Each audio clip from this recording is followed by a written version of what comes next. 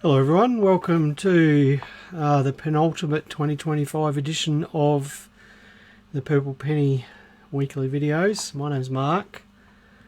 We do these videos pretty much every week at this time, which is 12 o'clock Adelaide time. The Purple Penny is a small family owned and run coin and banknote dealer. We basically buy and sell coins, banknotes and collectibles from our shop here in Mawson Lakes that's open Wednesday to Saturday, and for our website thepurplepenny.com.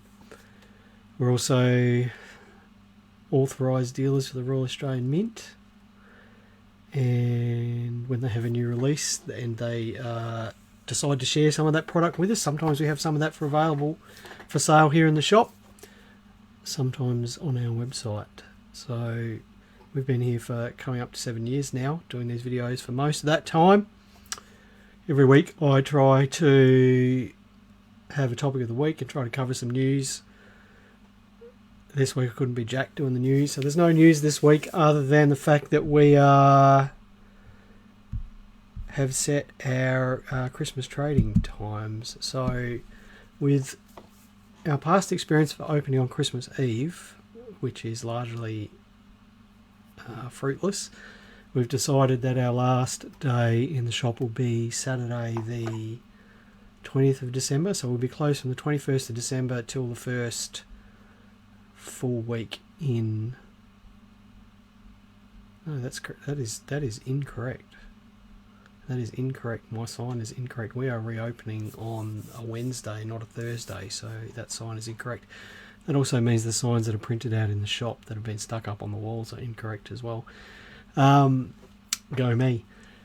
Now, we are opening, I believe, on the 7th of January. It's the first Wednesday of the first full week of January. And I'm not really 100% sure when that is because I've buggered up those signs. So I better go and rip down the ones that are up in the shop and fix those up. Now, let's just get on to things that don't make me look stupid.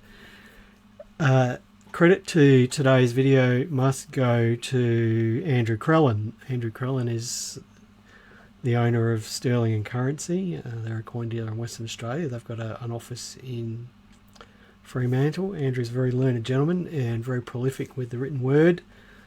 Has a lot of experience in the numismatic industry, and he wrote a most amusing article over the weekend about CoinSnap. CoinSnap being a coin valuation app.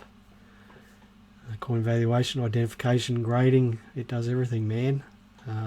For $52 a year, you too can become a coin dealer just by installing an app on your phone. Andrew gave me a lot of background about CoinSnap. It's a Chinese app. Apparently it has 10 million plus downloads. That means these people have made a heck of a lot of money out of this particular app. It's a subscription thing, so you pay $52 every year. We'll get into the details of what I did with it this morning. We'll just say a few hellos before we move on. Hello Sam, hello Gwen, hello Peter, hello Ted, hello John, hello Wendy, hello Catherine, hello Stuart, hello Jason, and hello Ray. Now, let me just bring up my slides here. A lot of slides today. So there's the Google Store page for CoinSnap. Apparently it's got 10 million plus downloads. It works like functionally. It does stuff. I didn't have any bugs or anything like that. I found it incredibly easy to use. You do need to give it your credit card number just to get the 7-day free trial, which I did, and I cancelled the subscription straight away, so apparently I've got it for another 7 days. Very easy to use, so I'll just show you here on my phone. There it is there on my phone, and I've got a manky old penny that I pulled out of a scrap bucket. I'll just show you how easy it is.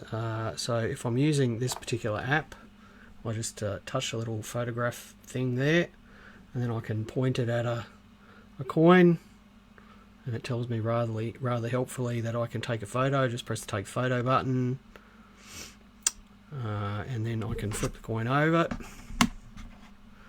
and do the same thing. and I get this, and it's off churning away, getting data from servers or something, no doubt. Right, and it says there that it's a 1958 Australian penny in very fine 30. It's got a mintage there.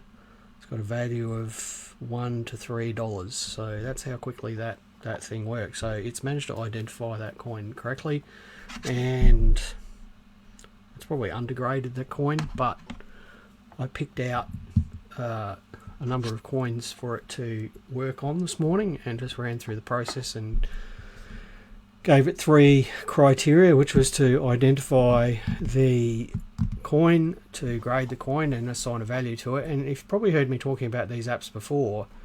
I'm anti-phone app. I hate phone apps.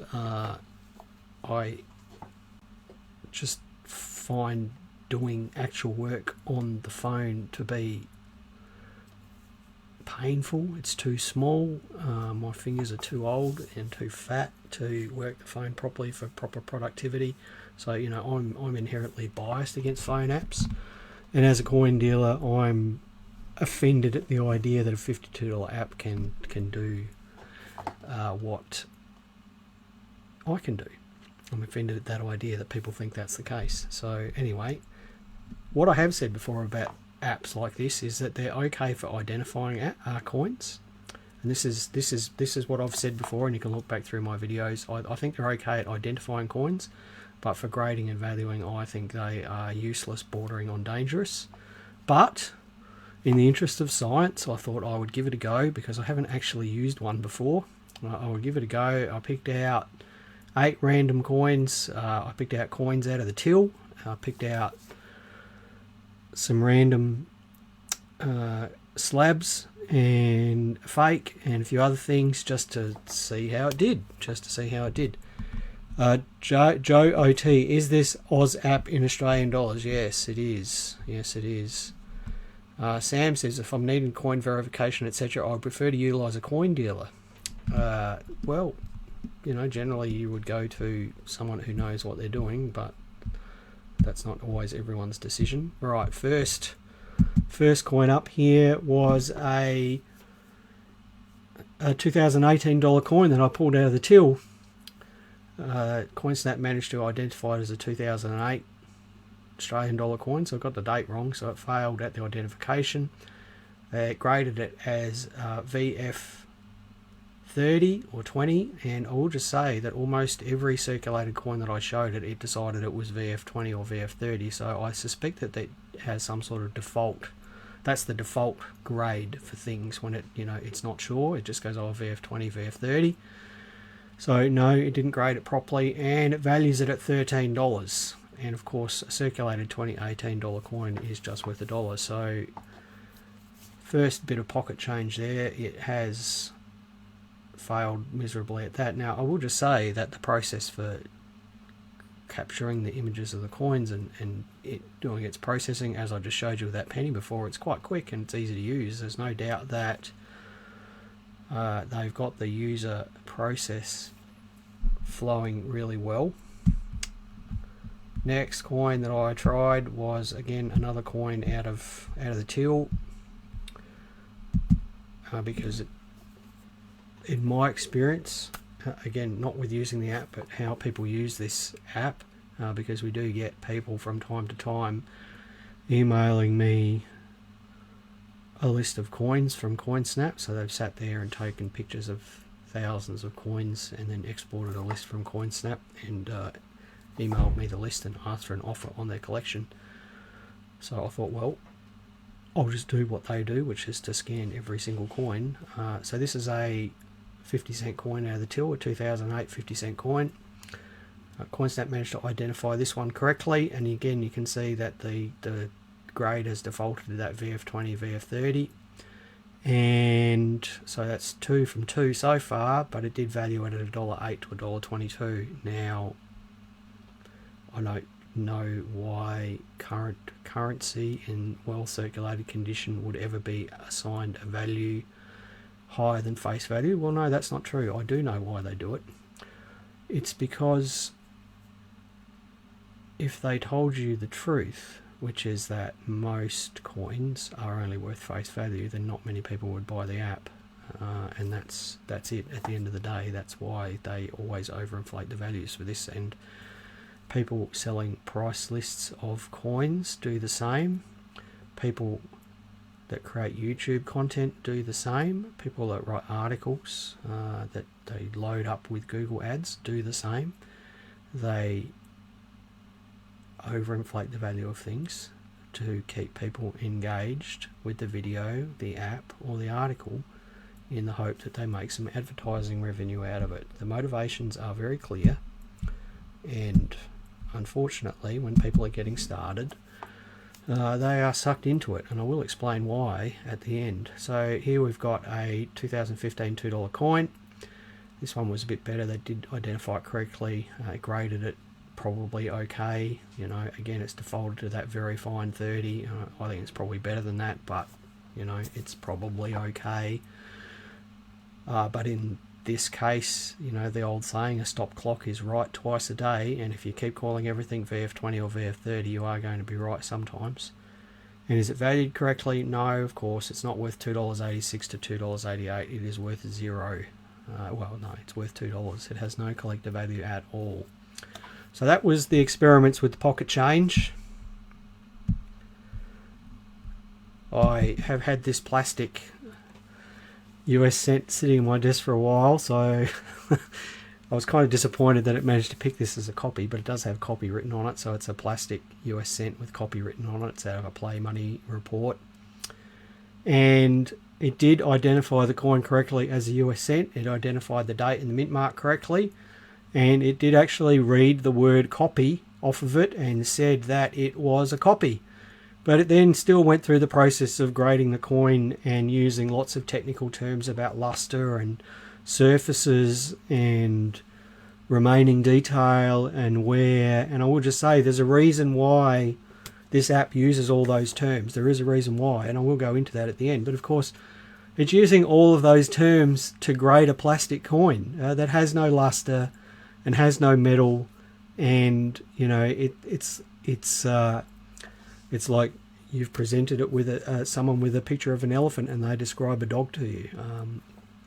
You know, they're just describing the wrong thing in technical coin collecting terms, and there is a reason why they do that. There is a reason why they do that. Next item, picked a Morgan dollar off of the pile over there. Harshly cleaned, harshly polished Morgan dollar, and in this case it managed to identify the coin correctly. It dated it correctly, 1884. There was no mint mark on the coin. It got that correct as well. It again defaulted to this VF30 grade. You know, that's the default grade, and this coin is probably VF, but the coin is harshly cleaned. It's severely polished. That's not mentioned at all. And it does have a value there, $67. And you might think, well, how did it get that value? That's because there happens to be $67 worth of silver in this coin right now. So there's clearly some integration between the app and some online precious metal prices. So it's when you start it up, it's probably getting the precious metal prices off of the internet and coming up with values that way, which, you know, is kind of smart, but this coin is probably worth more than that. You probably get a $10 or $20 premium for it because it's a Morgan dollar. You certainly would get more than the silver value for it if you were selling it to a collector. So, well, I'm going to give it a half a point for the value there. So it's got a value. It's not inaccurate, but it's probably not what the price should be. I went to Mark's big box of fakes, because Mark has a big box of fake pennies, fake coins here, and I picked out a fake 1930 penny. So I've shown it to this app here. It has identified it as a 1930 penny because that's the date, but of course it didn't manage to identify it as fake, so it's failed there. It's graded it as VF30 again, so there's your default grade there. But if you were to grade the obverse of this coin, technically it's probably AU55, so it's severely undergraded it. And if it was a real 1930 penny, of course it hasn't valued it correctly, because 1930 pennies are worth a lot more than that, and as a filler it's probably right. It probably is worth $5 or $6 as a filler, so I'm not going to credit it with a point or even half a point for valuation there. Next coin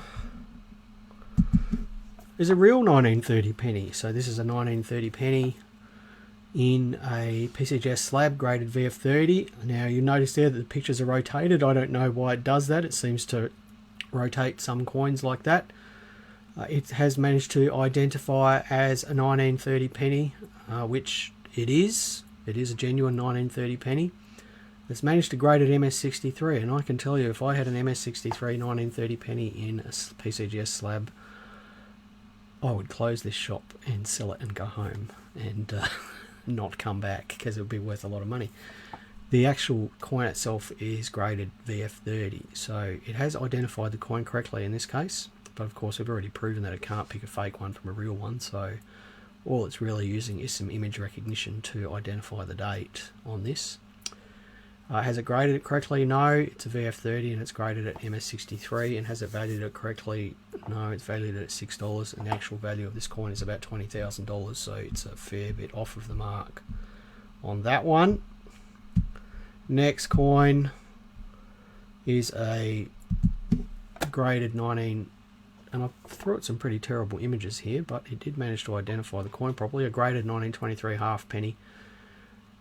This one is in a PCGS slab graded AU58, so it's a very nice half penny. It managed to identify the coin correctly. The grade wasn't too far off the mark, AU50 versus AU58, but the value $328 versus $10,000, so it's a fair bit off the mark there. Now, that all sounds really terrible. And if you were relying on this app to value your collection and grade your collection, it is terrible. It's abysmal. So how did it go? It managed to identify 6 out of 8 coins. I didn't throw it any difficult coins. I did have some stuff I was going to throw it, and I thought, no, we won't be too harsh on it.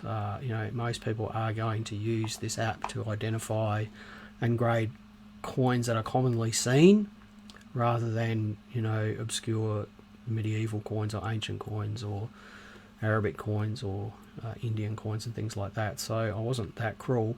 So it managed to get 6 out of 8 right, which is pretty good.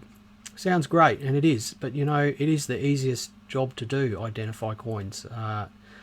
If you were to do a Google Lens search on an image of a coin, and you can do, if you've got an Android phone, Lens will be integrated into your Android phone. If you've got an iPhone, you can get a Lens app, and you can do a lens search on a picture of a coin, and Google does a fairly good job of displaying matching images to you along with descriptions. So using the old Mark 1 eyeball and your own noodle, you can generally identify most coins quite easily using a Google Lens search, and that marries up quite well with the way that this can identify coins pretty well. So, you know, they are sucking you in by saying, well, we can identify coins really well, and, you know, in some regards it can, but identifying the coins a lot of the time is the easiest thing to do. I see a lot of different coins, and I can identify, you know, almost every coin I see just by looking at it, because it's the easiest job of the 3 things: the grading, the identification, the grading, and the valuing. So you as a consumer, if you're new to this app and you say, hey, look, it's identifying all these coins correctly, then everything else must be right. But of course it isn't. So how did it go with grading? 2.5 out of 8, and for values, 1.5 out of 8. So the grading and the valuing is effectively worthless. It means nothing, and that's what I have always thought about these apps, is that they're okay for identifying things, but for grading and valuation they are hopeless, and I have proven that correct. And I would say that the grading that it did manage to get right is probably by pure luck than by any actual connection with reality. So would I use this tool to identify a coin? No, I wouldn't. I personally wouldn't, but I wouldn't begrudge someone else using it, because, you know, it does an okay job of identifying coins. Would I use the tool to grade a coin? No, not a chance. It's hopeless. This app is created by developers, and not by coin graders. PCGS tried to automate coin grading, and they failed. And PCGS know more about coin grading than virtually anyone in the world. And if they can't do it, I don't believe that a group of app developers in a studio can do it either. I just don't think it is possible. Would I use the tool to value coins? No. It is dangerous. Dangerously wrong. Dangerously wrong. So no, I wouldn't use it for that either. Would I use it to catalogue my collection? Yeah. It's probably okay. The user interface for taking photos, adding them to a collection, sorting them into groups and things like that, it all works pretty well. And if I was just going to use it to catalogue my collection, then why not? You've got your device with you. You don't need a fancy camera rig set up like we've got. It's quick, it's easy, it does an okay job of identifying things. So yeah, for cataloguing a collection, why not? It's probably useful for that. Now, my next point I've already made a couple of times is that this app uses coin collecting jargon to make it sound correct. They have no doubt got some coin consultants in and worked through the nomenclature and terms that coin collectors use and grading terms and things like that. And when it presents the grade and condition of a coin, it uses lots and lots of complicated terms that no doubt have been given to them by people from the industry. So it sounds like it knows what it's talking about. It honestly does. It sounds like it knows what it's talking about. And of course, that is, as I said before, to keep you engaged with the app, to make you think, well, this thing knows what it's talking about. If this is correct, then everything else must be correct. And as I've already said, it seems to default to a circulated grade for a lot of things, VF30. It does have some sort of inbuilt Boolean value system and associates those with coins. But the real problem with this is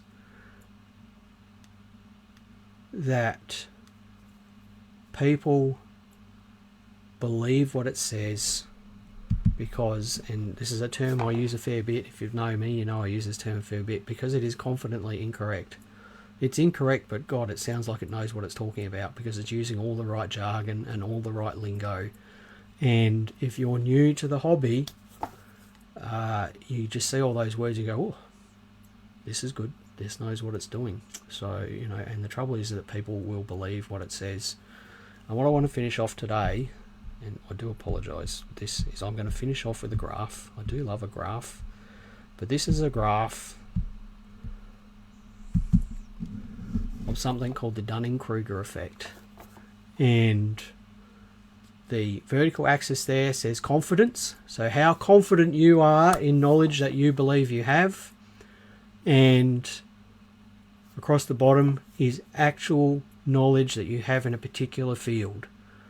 So what does this say? It says that when a lot of people, when they first get involved with a topic, don't really know anything, but think they know a lot. And then after a while, they make a realization that, hey, not only do I not know anything that I think is real, I've lost confidence in it. So, we enter the hobby, we go, oh, I know everything. I've read this and this must be right and that must be right and da-da-da-da-da.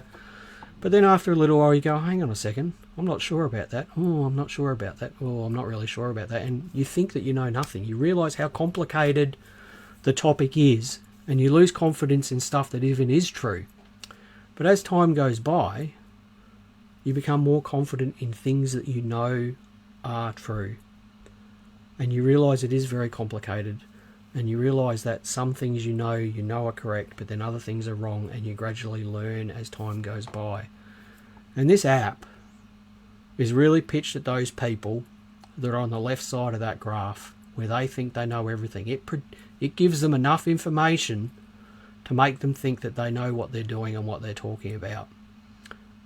And it just sucks them in. And this is no different to, as I said, YouTube content creators and people who write articles and sell updated price lists and things like that. That's just the way it is. Now, would I spend money on this? Not a chance. Would I recommend that anyone spends money on it?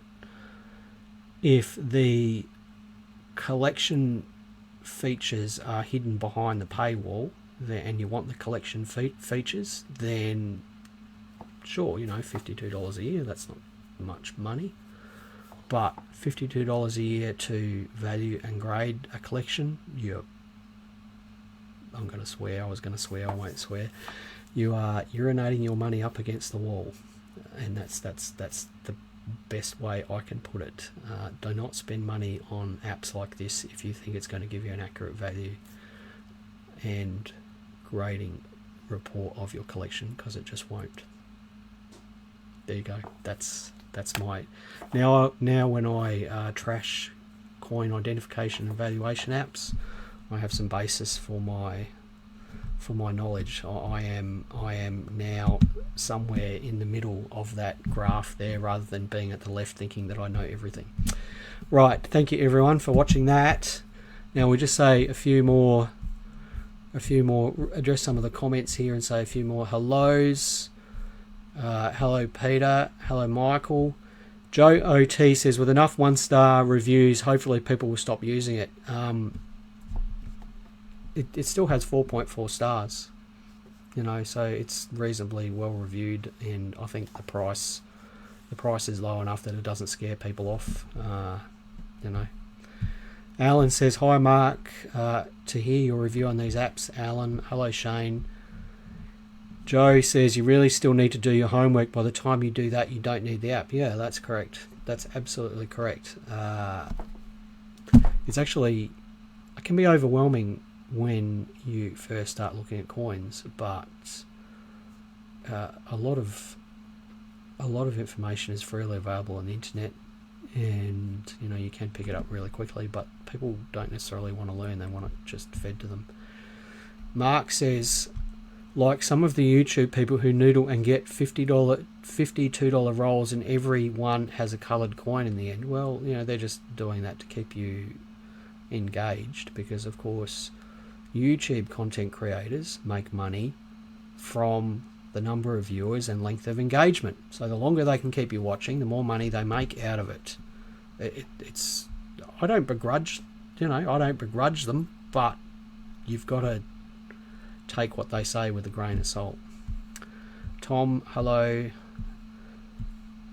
Andrew says, how can PCGS upgrade a coin that's been graded? Did they get it wrong the first time because of human error?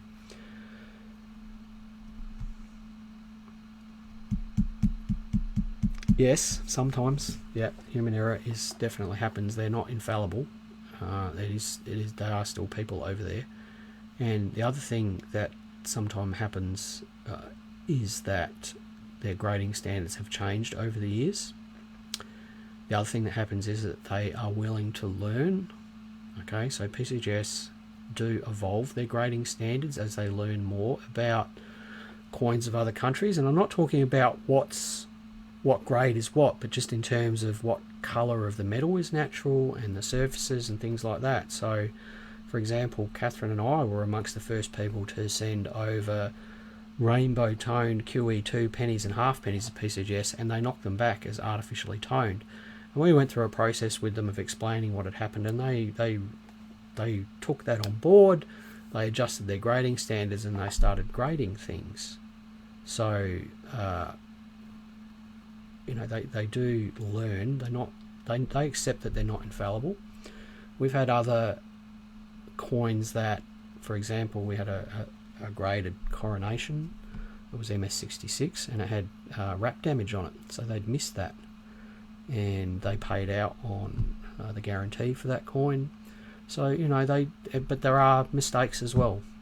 I think it reflects well on them that they are willing to evolve their standards as time goes by. I think it reflects well on them that they're willing to admit to their mistakes and they have a process for dealing with that. And don't kid yourself to think that they're infallible, because they're not, and I'm not, and Andrew, I'm sure you're not either. They do make mistakes, but if you go through the right processes, you can usually get them to fix it up. John says, if it was true AI, it would learn and adjust over time, but it appears it just compares to a database. Yeah, well, I don't think true AI learns like a human over time. It's just a fancy database, really.